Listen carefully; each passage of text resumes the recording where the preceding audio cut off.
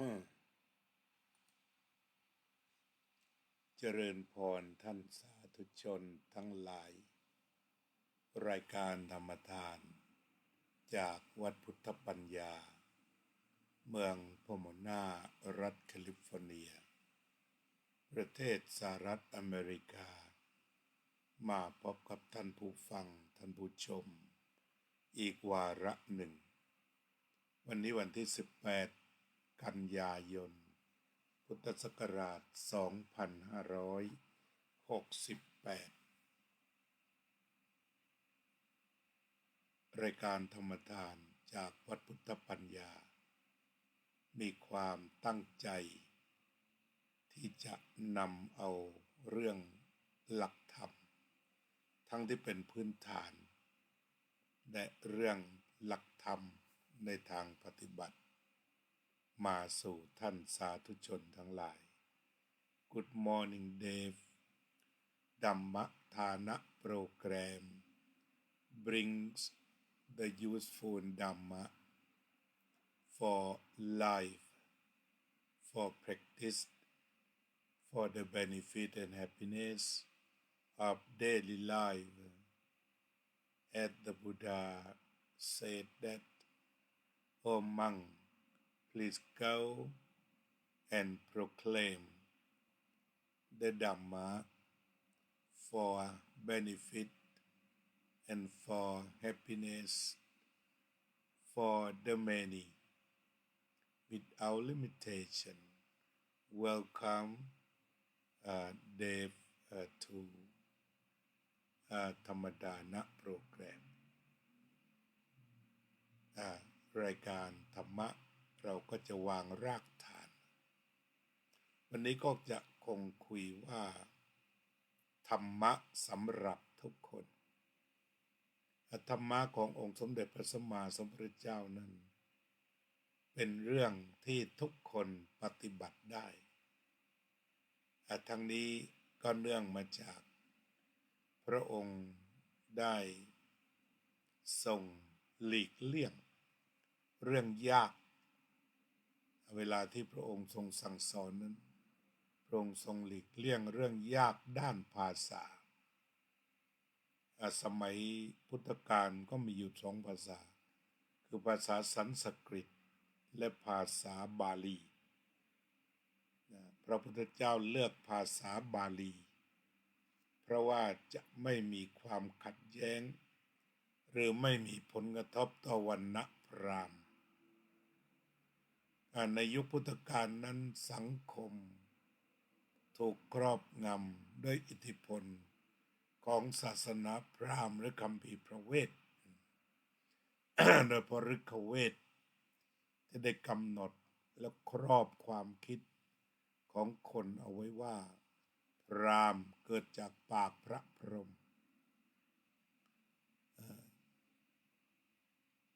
กษัตริย์เกิดจากแขนไวยสยะเกิดจากท้องสุดเกิดจากหน้าแข้งแม้ว่าจะมีการตีความว่า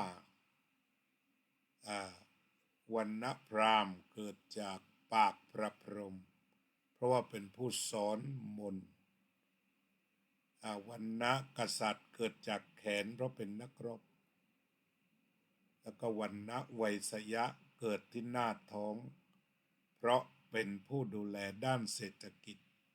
ดูปากดูท้องเข้าทางปากไปลงท้องส่วนสุดท้ายก็คือจะสูตรได้แก่กรรมกรที่เกิดทางหน้าแข้งคือต้องใช้ลำแข้งในการเลี้ยงชีพสังคมอินเดียถูกครอบอยู่ด้วยศาสนาพราหมณ์อย่างนั้นนอกจากนี้ทางคัมภีร์ได้กำหนดเอาไว้ว่าผู้ที่อยู่วรรณะสูงเท่านั้นที่สามารถจะเรียนภาษาสันสกฤตได้คือถ้าคนวรรณะต่ำเรียนสันสกฤตก็ต้องตัดลิ้นทิ้งฟังพวกพราหมณ์สาธยายมงก็ต้องเอาเหล็กแหลมไปแยงหูทำให้หูหนวกไปเลยโทษทางสังคม ที่มีมาตามประเพณีนั้นหนักคือถ้าใครทำแบบนั้นสังคมลงโทษตรงทีนี้พระพุทธองค์ทรงอุบัติขึ้นมา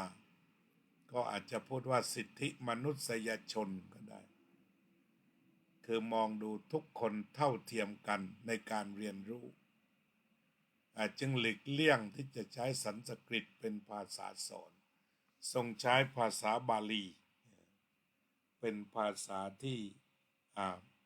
พระองค์ทรงสอนนั่นคือทุกคนพูดบาลีได้หมด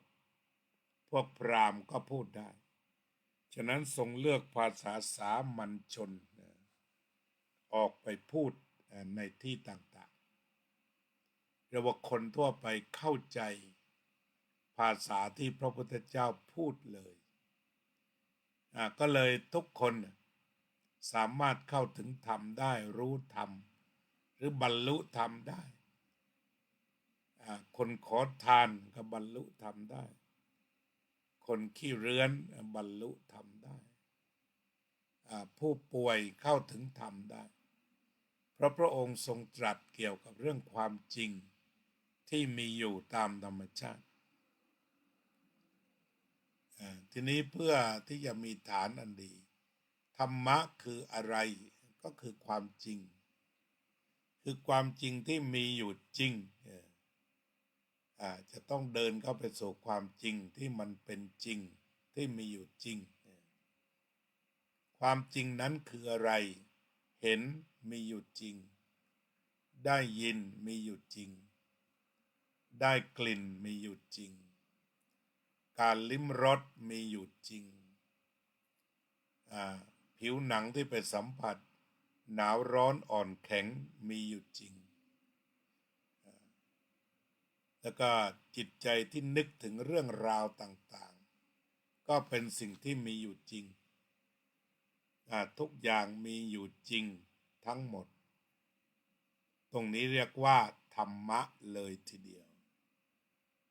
หากเราให้คำจำกัดความอย่างนี้ทุกคนสามารถ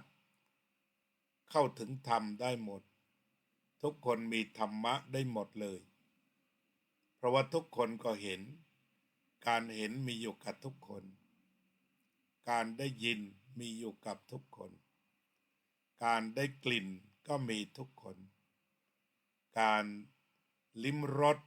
ก็อยู่ในชีวิตประจำวันนั่นคือธรรมะเลยทีเดียวความถูกต้องสัมผัสหนาวร้อนอ่อนแข็งตึงย่อนทางผิวหนังอันประสาทอย่างดีก็มีอยู่จริงมีอยู่ทุกเมื่อเชื่อวันแล้วก็ความคิดถึงอนาคตถึงอดีตจิตที่ทำงานคิดมากคิดน้อยหนักใจเบาใจอึดอัดโล่งโปร่งสบายเหล่านี้ก็คือเป็นตัวธรรมะทั้งสิ้นธรรมะจึงอยู่ตรงนี้เป็นชีวิตจริงๆที่ทุกคนมีในไทยตอนนี้ก็เป็นเวลา20:22 เราก็มาดูธรรมะกันกินข้าวแล้วหรือยังกินข้าวแล้วลิ้นได้ไปลิ้มรสเป็นไงบ้างวันนี้แล้วก็มาดูที่ใจว่าข้าวที่กินวันนี้รู้สึกพอใจหรือไม่พอใจอิ่มกายแล้วอิ่มใจหรือไม่อันนี้คือธรรมะเลยนั่งทานข้าวอิ่มกายแล้วอิ่มใจไหมนี่บางคนนั่งทานข้าวไปแล้วเหงาหงอยตักข้าวกินไปพอใจไม่ค่อยสบายรสชาติก็ไม่ค่อยจะรู้เรื่องไปเสียด้วยตักไปอย่างนั้นเรียกว่ากินแบบสังกตายนั่นก็คือเรียกว่ากายพออิ่มแต่ใจยังหิวโหยต่อการมีเพื่อนมีฝูงที่จะมารับประทานด้วยกันอันนี้เรียกว่ากินข้าวก็ปฏิบัติธรรมที่เมื่อปฏิบัติธรรมแล้วได้ธรรมะไหมอิ่มกายแล้วใจเป็นอย่างไร เมื่อได้ลิ้มรสส่งข้าวเข้าปากส่งกลับเข้าปากทันที่ได้ลิ้นเนี่ยกระทบกับรสเพลิดเพลินมากหรือไม่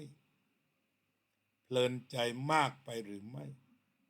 หรือว่าเบื่อหรืออึดอัดขัดเคือง ไปมากบางคนก็ว่าพออาหารเข้าปากก็เกิดปฏิฆะเกิดปฏิฆะหงุดหงิดไม่อร่อยเลยไม่อร่อยเลยอันนี้ธรรมะปรากฏแล้วก็เป็นฝ่ายทุกข์แล้วแต่กินแล้วอร่อยมากอันนี้ก็ธรรมะก็ปรากฏเป็นปรากฏการณ์เป็นความสุขสุขก็เป็นธรรมะทุกข์ก็เป็นธรรมะเมื่อกินผ่านไปแต่ละคำก็แสดงธรรมนั่นคือเกิดอนิจจังทุกขังอนัตตาทีละคำก็คือธรรมะที่ในแต่ละคำกว่าจะจบเรามีความสุขกี่ครั้งมีความทุกข์กี่ครั้งบ่นอยู่ในใจไหมแม้เย็นชืดเหลือเกินแม้ร้อนจังอยากจะกินก็กินไม่ได้มันต้องเป่าต้องคอยเพราะฉะนั้นในช่วงนี้มันก็เกิดอาการขึ้นพอใจไม่พอใจมันก็ทำงานแต่ถ้าได้อาหารมาพอดีอุณหภูมิพอดีความร้อนพอดีก็ไม่ต้องกระวนกระวายใดๆใจปกติฉันเวลารับประทานอาหารก็ดูใจไปว่ามันปกติหรือเปล่าหรือมันเอียงไปในทางหงุดหงิดอึดอัดหรือว่าไปในทางสงบหรือปกติไม่หงุดหงิดไม่อึดอัดขัดเคืองก็เป็นธรรมะศึกษาธรรมขณะเคี้ยวข้าวนี้เลย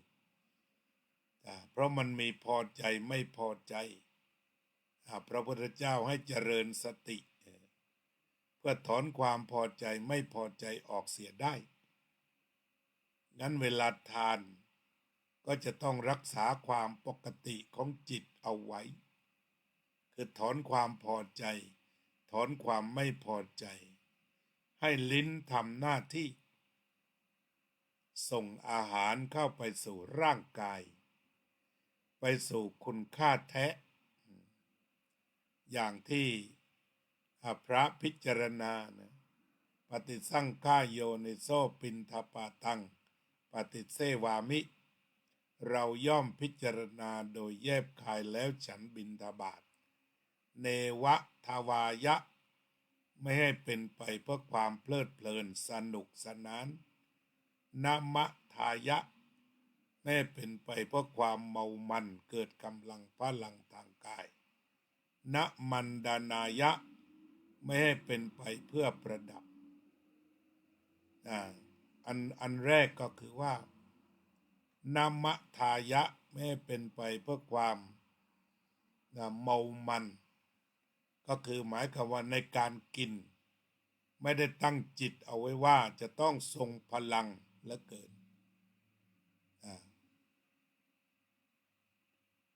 เนวะทวายะไม่ให้เป็นไปเพื่อความเพลิดเพลินสนุกสนานคือไม่ได้กินเพื่อความสนุกซึ่งตรงนี้เราจะเห็นว่าคดีโลกทั้งหลายกินแล้วต้องสนุกก็มีกิจกรรมต่างๆที่เติมเข้าไป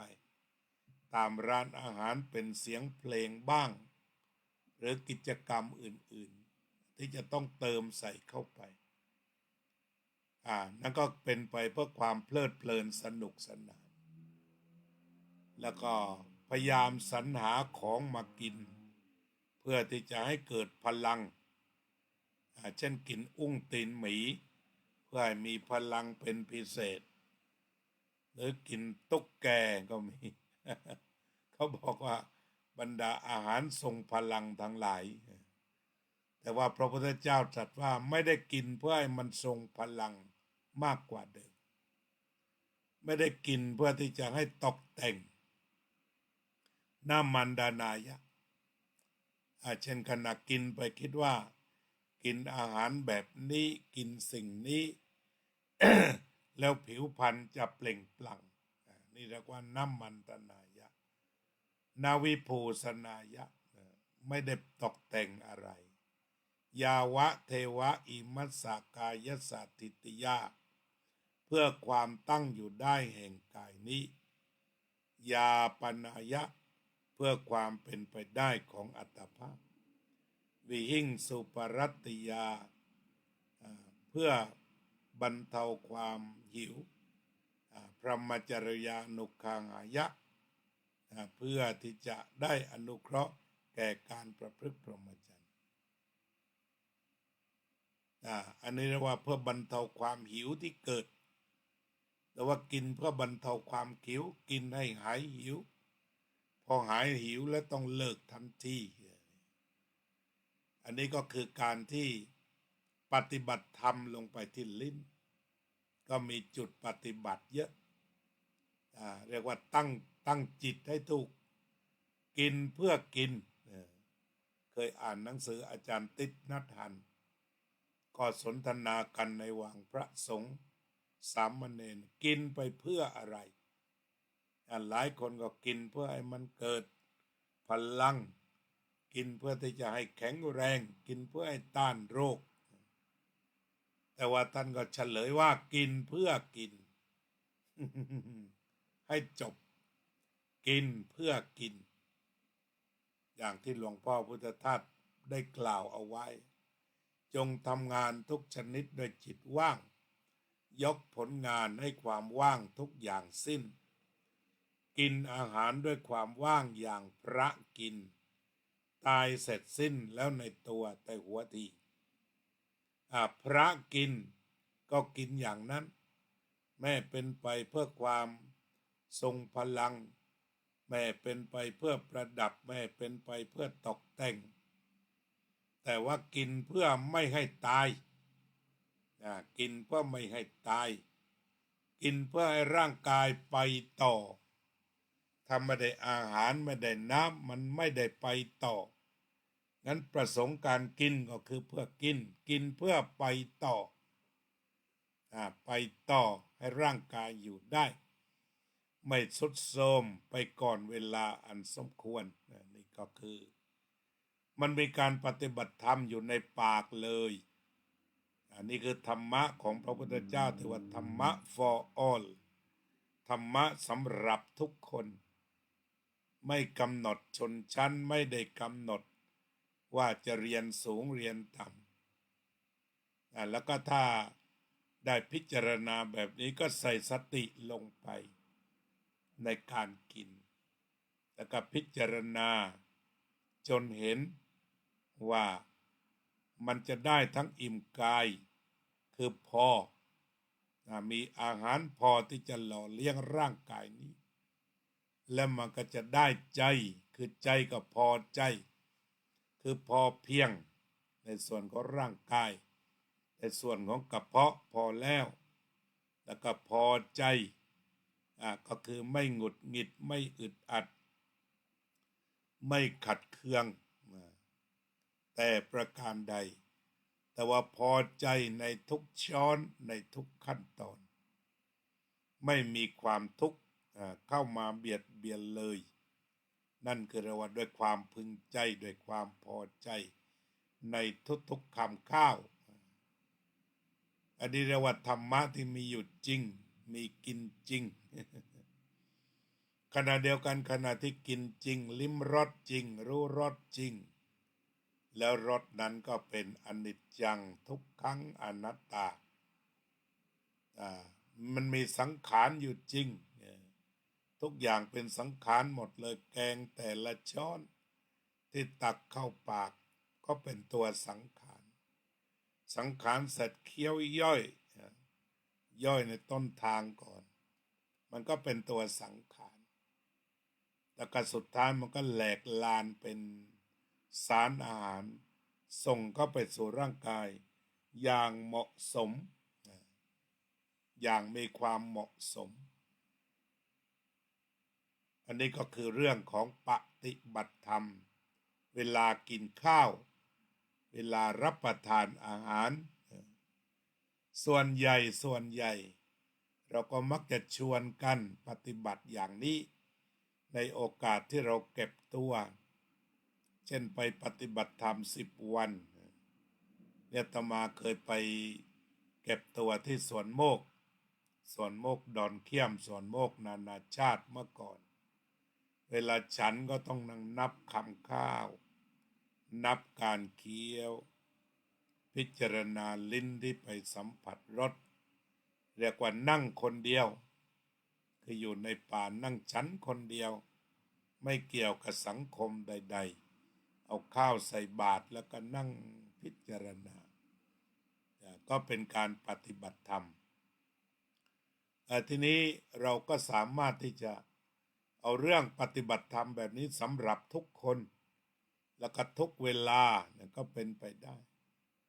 คือไม่เฉพาะเวลาที่เราเรียกว่าเราไปเข้ากรรมฐานหรือไม่เฉพาะเวลาที่เราไปเก็บเนื้อเก็บตัวหรือเข้าเงียบแต่ก็เรียกว่าทุกเวลามีสติระลึกได้ก็ปฏิบัติธรรมตรงนี้ทุกมื้อที่กินก็ให้จิตได้ระลึกถึงได้รู้ได้มีสติเข้ามากำกับแทนความพอใจและความไม่พอใจอันนี้ก็คือปฏิบัติธรรมที่ทุกคนซึ่งยังรู้รสยังกินอาหารได้ปฏิบัติเรื่องอาหารนี่เป็นเรื่องใหญ่ถ้าได้เอาธรรมะลงไปก็จะได้ทำให้เกิดทั้งอิ่มกายแล้วก็อิ่มใจก็คือไม่ถูกความหงุดหงิดอึดอัดขัดเคืองหรือความลุ่มหลงในอาหารเข้ามามีอิทธิพลครอบงำจิตแต่ว่าจิตทำหน้าที่อยู่กับสติในการสอดส่องการนำเข้าซึ่งธาตุเก่าการนำเข้าซึ่งธาตุใหม่ไปทดแทนธาตุเก่านอกจากนี้พระพุทธเจ้าเห็นว่าธาตุรับประทานอาหารคือรับประทานธาตุเข้าไปเอาธาตุใหม่ไปทดแทนธาตุเก่าข้าวทุกคำก็มาจากดินน้ำไฟลมอาหารทุกชนิดที่ปรุงอย่างประณีตหรือหยาบหรือใดๆจานสวยภาชนะสวยจะต้องมีสิ่งนั้นสิ่งนี้มาผสมผสานมันเป็นสักว่าสังขารเป็นเรื่องของสังขารเป็นเรื่องสังขารที่จะแสดงเกิดขึ้นตั้งอยู่ดับไปมันจะวิเศษแค่ไหนเคี้ยวแล้วก็ต้องกลืนไม่ว่าคำนั้นจะเป็นคำละหมื่นเป็นอาหารที่สุดยอดเลิศรสกินแล้วก็ต้องกลืนหรืออาหารที่เคี้ยวแย่มากรู้สึกแย่มากก็ต้องกลืนทีนี้ถ้าเราเคี้ยวไปแล้วรู้สึกแย่มันก็กินไปแล้วก็ทุกข์ไปไม่อิ่มมันโหยแต่ถ้าว่ากินไปอิ่มอกอิ่มใจไปเกิดความพอใจที่สุดก็ทำให้การกินอาหารคราวนั้นอิ่มทั้งกายอิ่มทั้งใจอิ่มธรรมอิ่มท้องอิ่มใจได้3 อย่างเกิดการปฏิบัติธรรมขึ้นอันนี้เอามาเรื่องเดียวเพื่อที่จะยืนยันว่าธรรมะมีสำหรับทุกคนเรื่องที่นี่เรื่องกินมันก็มีหลายอย่างเช่นเลือกกินสิ่งที่เป็นประโยชน์ก็ลงไปในรายละเอียดอีกสิ่งที่เป็นประโยชน์หรือโทษในเชิงสารอาหารเช่นว่าคนเป็นเบาหวานถ้าว่าเป็นของหวานไม่เป็นประโยชน์แล้วคนที่เป็นความดันสูงไขมันต่างๆอาหารทอดอาหารปิ้งย่างต่างๆไม่เป็นประโยชน์แล้วเราเรียกว่าแสลง บางคนก็เรียกว่าตอนนี้ก็ไปไกลกันอยู่คือใช้น้ำผัดไปเลยเวลาจะผัดของไม่ต้องมีมันต่อไปใช้น้ำลงไปผัดคล้ายๆเป็นกึ่งแกงเลียงไป อันนี้ก็เรียกว่าถ้ามันเป็นโทษนั่นคือร่างกายไขมันเยอะก็ใช้ปัญญาปฏิบัติให้ถูกต้องโดยการลดไขมันทำสูตรอาหารที่ไม่มีไขมันเข้าไปเกี่ยวข้องเลือกผักเยอะๆอันนี้ก็เกิดปัญญาในการจัดสรรในการจัดการฉะนั้นพระพุทธเจ้าจึงระดับปัญญาสูงสุด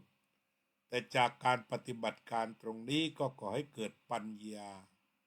ตั้งแต่สารอาหารชนิดละเอียดจนกระทั่งว่าโครงสร้างใหญ่ๆโครงสร้างใหญ่ก็คือว่าไม่นำเอาแอลกอฮอล์ทุกชนิดเข้าสู่ร่างกายแต่จะเอาเฉพาะแป้งวิตามินเกลือแร่ผลไม้เข้าไปสู่ร่างกายผักผลไม้โปรตีนต่างๆแต่จะต้องหยุดแอลกอฮอล์เด็ดขาดไม่ใส่เข้าไปในปากนี่ก็เป็นการปฏิบัติธรรมแล้วหากจิตบอกว่าไม่เอาแอลกอฮอล์เพราะว่ามันตัดตาเข้าไปแล้วก็มีโทษเยอะทำลายสติซะก่อนแล้วต่อจากนั้นภายในก็ทำลายได้เยอะเราจะรับประทานอาหารเพื่อให้มีสุขภาพดีมิได้เป็นไปเพื่อทำลายงั้นตัวปัญญาก็บอกว่าต้องไม่ดื่มสุราเลยปัญญาเห็นชัดเจนว่าสุรามันคือตัวทำลายมันอาจจะก่อให้เกิดความสนุกไม่ใช่สุข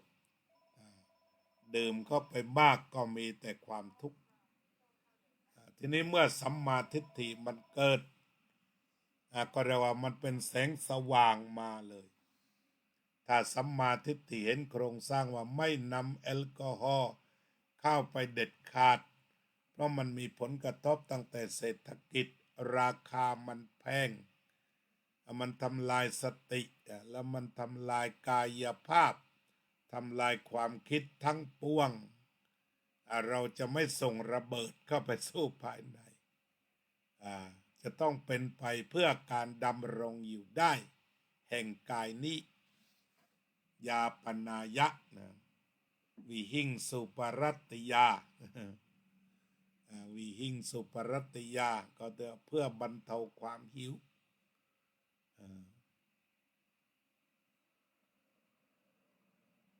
เพื่อไม่ให้เกิดความหิวนั่นเองเพื่ออนุเคราะห์แก่การประพฤติพรหมจรรย์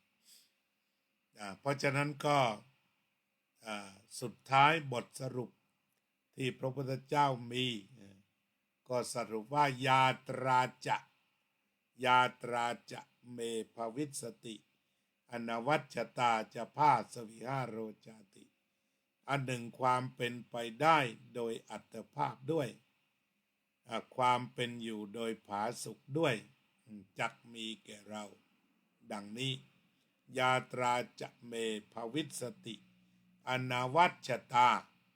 คือไม่มีโทษเลยอันนี้ก็คือตัวธรรมะแห่งการปฏิบัติคือมันไม่มีโทษฉะนั้นจึงต้องพิจารณาเสียก่อนว่าอาหารที่เราจะทานเข้าไปมันมีโทษหรือไม่มีโทษถ้ามีโทษเรียกว่าทิ้งทันทีทอทิ้งทันทีหยุดทันทีห่างทันทีมันมีโทษในเชิงไหนมันมีโทษในเชิงเบาหวานมันมีโทษในเชิงความดันถ้ามันเป็นอย่างนั้นเราก็จะต้องหยุดทันทีไขมันความดันเบาหวาน3 เกลอมันทำลายหมดโรคไตที่ทำให้ต้องฟอกไตกันโดยทั่วมันก็มาจาก3 เกลอนี้จากความมีไขมัน มีน้ำตาล แล้วก็มีความเค็มอันเนี้ยอันนี้ก็เรียกว่าโรคไตมันก็มาจากนี้และสุดท้ายโรคหัวใจวายเฉียบพลันก็มาจากตรงนี้เองอันนี้มันมีโทษทีเดียวถ้ามันมีเชื้อมีเถาอยู่ เรียกว่าเบาหวานความดันไขมัน3 ตัวนี้เป็น3 เกลอสุดท้ายหนักก็จะต้องมีการฟอกไตก่อนพอฟอกไตนี่เรียกว่าเริ่มรวนร่างกายเริ่มรวนถ้าประคับประคองดีดูเหตุปัจจัยทานอาหารอย่างถูกต้องไม่มีโทษเอาเลยไม่มีผลกระทบก็ยังพอไปได้แต่ถ้าว่าไปทานอาหารที่มันมีโทษมีผลกระทบแล้วเกิดปฏิกิริยาก็มักจะไปเอาง่ายๆเหมือนกันงั้นทุกโรคจะต้องอนวัชตาคือไม่มีโทษอนวัชตาคือไม่ให้มีโทษจะผาสุวิหารโรจาติทานแล้วสบายอาตมาภาพเองก็ตั้งข้อสังเกตบางทีถ้าทานแป้งเข้าไปนี่มันจะง่วงมากจะง่วงแล้วก็สลืมสลือนั่นก็เรียกว่าไม่ผาสุกนั่งสลึมสลือเนี่ยบางทีทำงานไม่ได้เป็นชั่วโมงหลังเพลนนี่สลึมสลือไปเลยถ้าว่าฉันแป้งเข้าไปคือข้าวทั้งหลายทั้งปวงขนมปังต่างๆทำให้สลึมสลือนั่นมันเริ่มกลายเป็นโทษที่เราจะต้องสังเกตแต่ถ้าฉันพวกผักพวกนี้จนอิ่มก็ทำให้ตัวเบาได้ตอนนี้ว่าผาสุกไม่มีโทษแล้วก็เกิดความผาสุกด้วยอันหนึ่งความเป็นไปได้โดยอัตภาพด้วยความดำรงอยู่แห่งอัตภาพด้วยความไม่มีโทษ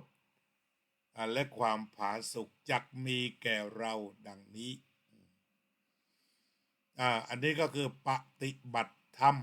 ที่ทุกคนทำได้ถ้าปฏิบัติธรรมที่ทุกคนทำได้ตรงนี้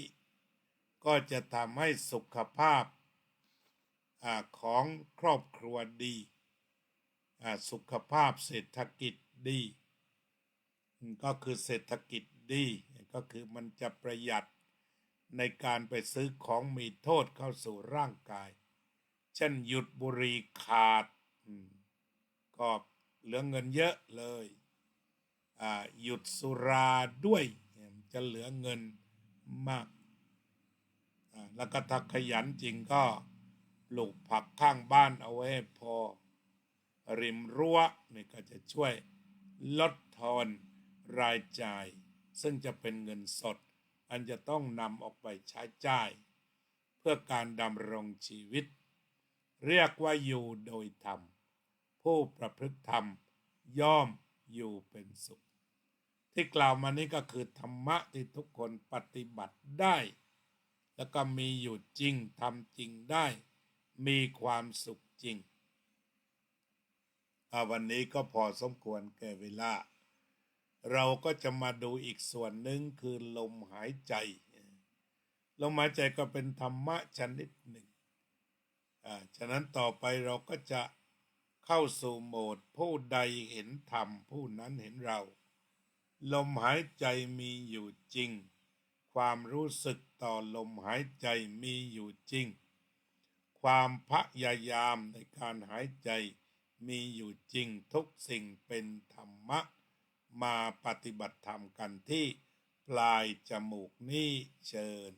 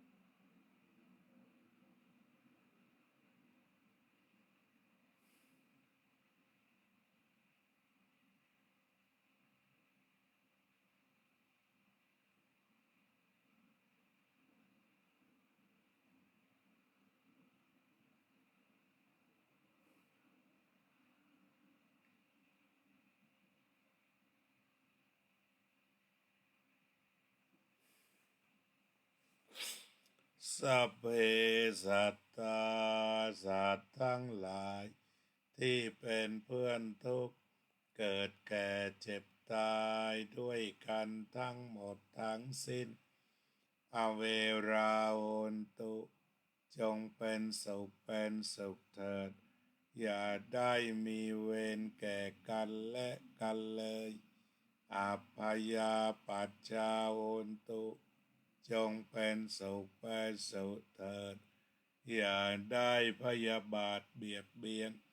ซึ่งกันและกันเลยอนีฆาโหนตุจงเป็นสุขเถิดอย่าได้มีความทุกข์กายทุกข์ใจเลยสุขีอัตตานังปริหารันตุจงมีความสุขกายสุขใจรักษาตนให้พ้นจากทุกภัยทั้งสิ้นเถิดอภิวาทนาสีลิสะนิจจังวุธาปัจจายโนจัตตารโอธรรมาวัฏันติอายุวันโนสุขังพลังเรามีกันอยู่แค่นี้12 ท่านไม่ทิ้งกันเนาะพวกเราไม่ทิ้งกันมีกันอยู่แค่นี้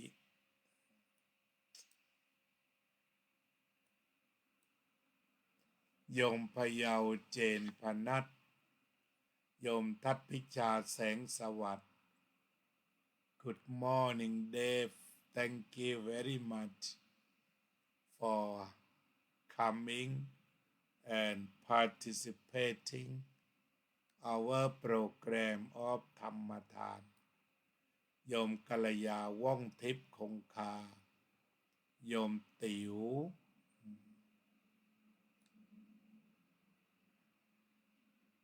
โยมประพันธ์วงพาณิชย์โยมสมควรกตาธิการโยมโซเฟียสุภาพรโยมเค้นธนาท่านอาจารย์สาธิตธีระปัญโยโยมทัตพิจานมัสการพระอาจารย์เจ้าข้ากำลังรับฟังจากที่ทำงานเจ้าข้าอนุโมทนาในปาฐกถาธรรมทานเจ้าข้าสาธุโยมกุลาพัชรดุลโยมน้อยพรหมประเสริฐโยมวาริณีแท้ขอโยมจิรารัตน์เกียรติสันติกุลโยมนารีเซล่ายโยมศิวิไลศรีวงชัยโยมจิรสาอลันพักสัญญาว่าไม่ทิ้งกัน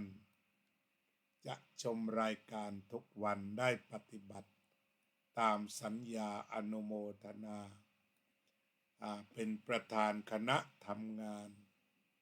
จากวัดวชิระธรรมาภิรัตารามเซงซังกาเลน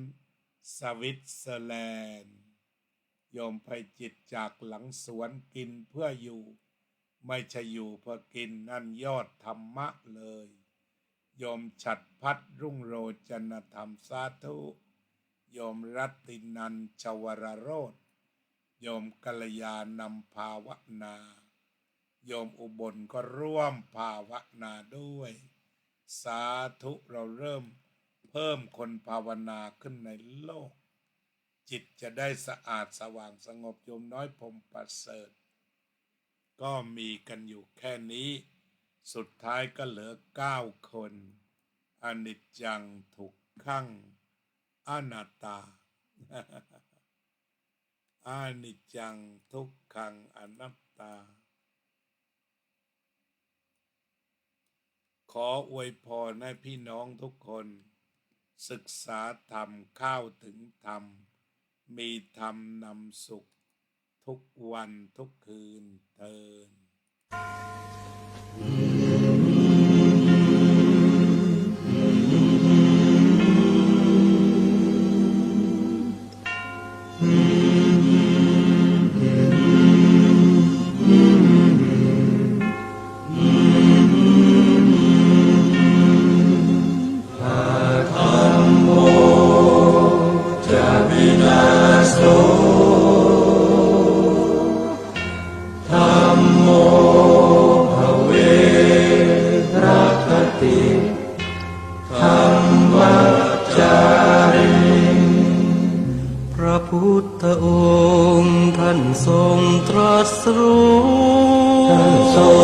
รัสรู้เป็นสัพพัญญูตรัสสอนความจริงตรัสสอนความจริงว่าธรรมะย่อมชนะทุกสิ่งเป็นที่พึงพิงแก่ผู้ประพฤติชอบธรรมธัมโมจะวินาโสธัมโมภเวรัคติธัมมัจจาริงอำนาจใดๆก็ตามย่อมถึงความพินาศถ้าขาดธรรมะประจำไม่มีใครอยู่ค้ำฟ้าเราต่างเกิดมาใช้กันจงอยู่ในศีลในธรรมคิดทำแต่กรรมที่ดีธัมโมจะวินาโสธัมโมภเวรัคติธัมมัจจาริธรรมส่องสว่างสู่ทางสุขสีคำจุนโลกนี้นิรันดร์ธัมโมจะวินาโส